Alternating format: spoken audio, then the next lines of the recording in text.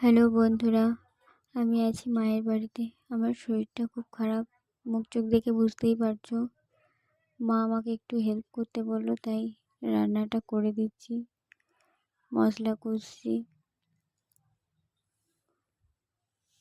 আমি অসুস্থর জন্য ভালো করে পারছি না হাতটা নাড়াতে, তাই আমার বরকে ডাকছি, ওপরে বসে আছে। আমার মাও ডাকছে ওকে,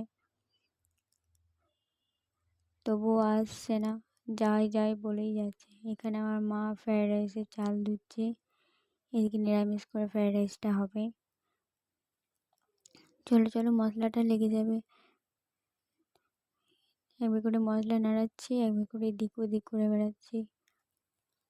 মা আমাকে করতে দিচ্ছিল না, তাও আমি বললাম একটু হেল্প করি। এ দেখো পাকামো করতে চলে এসছে এতক্ষণ ধরে ডেকে ডেকে। আসলে তা না, ও কোনোদিন এসব কাজ করে নাই, আমার বাঁকে পড়ে সব করতে হয় ওকে। মুখটা কেমন করছে দেখছো, রাগ হয়ে গেছে আমার ওপরে। চলো আমি একবার ঘুরে আসি, ও কাজ করুক। আমার জেঠিমাদের বাড়ি থেকে আসি, আমাদের সব একই বাড়ি।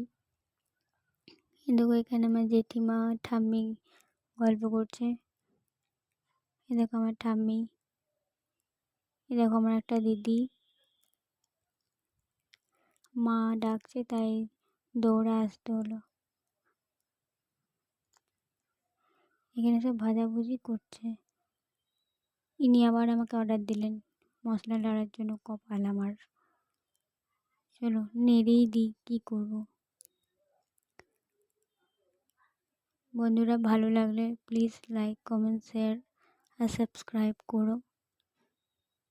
দেখো কেমন জ্বালাচ্ছে দেখছো, ভিডিওটা ঠিকভাবে করতে দেয় না, কামড়ে হাতটা খেয়ে নিতে মনে হয়। চলো আমার কামড়ে হাত না খেয়ে খাবারটা খেয়ে নিই আমরা। ফ্রায়েড রাইস, চিকেন কষা। আমার বরটা দেখছো বাচ্চা ছেলের মতো মোবাইল না দেখলে খাওয়াই হয় না ওর। ওদিকে আমার বন্ধুও খেতে বসে গেছে। আমার মা সব গোছ গাছ করে নিচ্ছে।